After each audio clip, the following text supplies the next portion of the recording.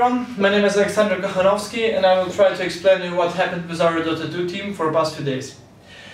I want to start from very own beginning, when Vi.Dota 2 actually has been formed.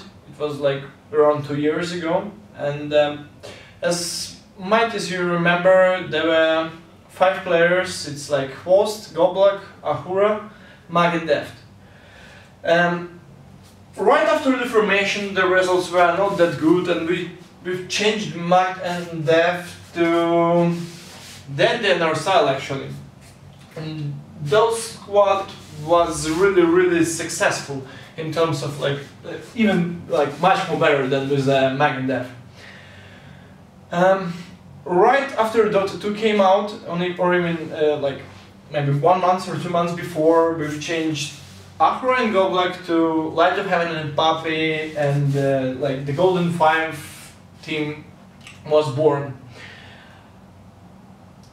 The first things I want to mention that changes are crucial for success.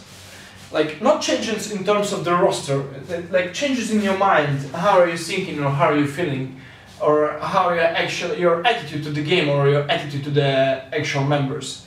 So those changes were completely aligned with a player's skill. And when Puppy, Light of Heaven, Ars-Art, Dandy and Host came together on the first tournament, like international, they won it. So first of all, it was about the team success, their own skill, their own micro, and the second, it's a passion. Passion to the Dota, passion to the actual game.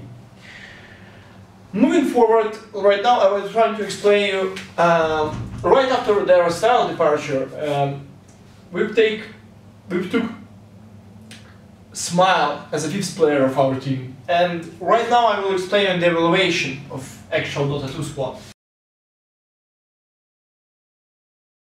Right now I will explain you what happened on the actual graph. So this is the time, this is the success. It will be TI1, this will be TI2, and the end will be like February 2013. As you know, like every team has success story, like good and bad days. So actually TI1, we were prepared, we were very skilled, and we just crushed our opponents, we became the best. After those one, we fall apart for a while, then came back, then it was like really unsuccessful story, and then TI2, like something over here. Even worse, for sure worse than like the first international. Moving forward, we are seeing like some truly like unsuccessful tournaments, then few successful, and it's waning. What does this graph means? This means that we stopped the evaluation. Like skill-wise and the team play-wise, we were on the same level, like plus minus almost on the same level. Meanwhile, other teams has been growing. They were keep on going. Meanwhile, we were like just, I don't know, making the bullshit. I want to explain you how the actual relationship between people in the team are like I need to be built. Most likely, everyone is thinking that, oh, you've changed the player, this is crucial. No, like Navi, what are you doing? Blah blah and so on. Believe me, from our end, we've tried to resolve it like 4 times. We were talking here in the conference room, we were making the Skype calls, we were talking about the players, they need to stick together and like keep on going, upgrade their skill, listen to Puppy and so on and so on and so on. Few times it helped, yeah, it was. First was like, it was like a team talk prior to the international. And it was like really crucial when they understood that our bootcamp is like fucked up. Like we were so ridiculously low in terms of skill on the bootcamp, but when they tried to rebuild their relationship during the tournament. They understood how they should play and act, how they should like communicate with each other, and this was a huge boost, And if we're talking about right now, like we can solve these problems. It's okay if now we will go, like for example, we would leave the roster, and it will be like this all the time. Meanwhile, other teams will go up higher and higher in terms of skill. So the changes inside the players, or changing the players to change the actual atmosphere and philosophy, this is the only one way to evaluate in this case. When your graph is looking like this, that means that you stopped. You probably would die as a team in like next 6 months, because you are not losing, but you are not winning. If you are not winning, the value of the players and their philosophy saying, if we are not winning, we need to change everything. So this was the period when almost all of the players lost their passion to game, lost their believing that they might win something. And just remember, when Navi won the last tournament, it was Star Ladder, might be, but for a half a year, Navi won only one tournament, maybe two. I don't remember actually, but close to that. So the actual graph showed us that the changes were necessary to upgrade. I don't know how like the new team will look like with Fnatic and Kuroko. I think they will do great, they will like perform great, but in terms of when we are talking about the future, it's better to have 5 people that are connected with each other and they like each other to play with, than just 5 skilled players who don't care about anything that's going on at all. Okay, right now we'll try to explain more about like the Light of Heaven and the actual Smile situation. First of all, Light of Heaven, he's like the guru guy both in game and in his life, but right now he understood that he would gain more from the real life than from Dota, I think, and after those 2 months will end, we will decide what we are going to do, actually. I think that I need to mention that Light of Heaven is still contracted with Navi. It's binding contract. So he wouldn't live anywhere until those 2 months passed, actually. Regarding the Sergey, he was a really cool guy, and it was like the really, like the awesome time hanging out with those guys, and I can't say anything bad about him, and like I admire him as a great person, and maybe, not maybe, like one of the best Dota player I've ever seen. But most likely those decisions were made by me and Papi, because we've called the guys, we explained what is going on, and they said they were really respectful to our choice and opinion, and I want to thank them for this.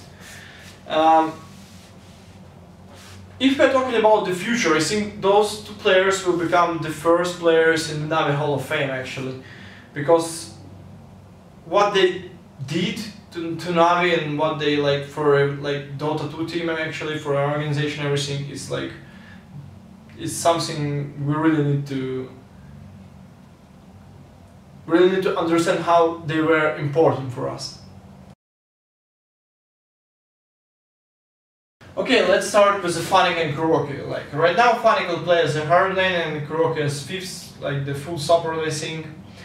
That was the actual plan. Regarding the Fnatic, it was really nice to see this guy in this team, and I want to notice that his contract with Empire has run out during even before we negotiated him, so he was a free agent actually. Regarding the leaks from Empire side, I think it harms esports really. I don't want to say anything bad about this team because I really respect them, but until some sort of the federation or association will control these things, like the player transfer and everything, the leaks will be like the normal thing, I think. And as far as I remember, like EG and CLG like thing was also ruined by like just few leaks and that's it. Regarding the Kuroko, I think, as Dandy mentioned that back in the day he was best player maybe in the world, so I think his potential, he's like young, 20 or 21-year-old, and his potential is very huge actually. And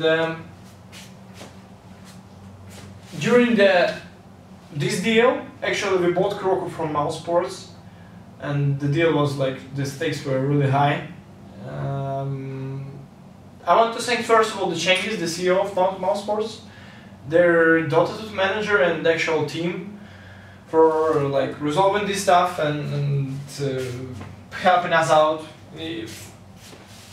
like in terms of transfer. All I want to say that only time will show how good this team will be, but from the very first games I need to mention that I've been lacking of those aggressive Navi play for half a year or even more.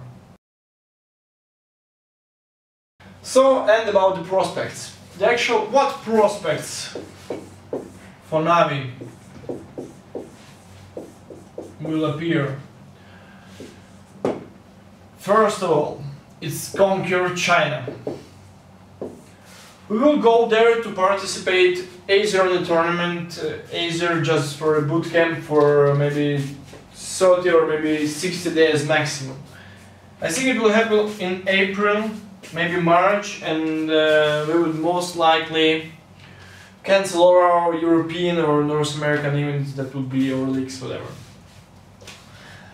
The second thing, changing the metagame. Changing not actual like the Dota 2 metagame, but I think we will change entire strategies and everything. You will see more hero, more different strategies, more tips and tricks from the pro players, and it will be like it will be something new in Dota, and I think everyone will have fun to watch it really. The third thing actually will be guides that Navi players will provide to you. We will ask the community vote what heroes do you want to see in their guides, how they should look like, or how they will like, should they be video or text or whatever. So stay tuned for Navi Media and Navi-Gaming.com for more information. The first thing, it's video blogs. Every player will have monthly update on their video blogs, so you can follow them in terms of like their real life Dota scene, their opinion about our game tactics, their teammates, friends, girlfriends, or whatever. So I think actually I hope you'd like it and stay tuned, stay with us, we love you, bye bye.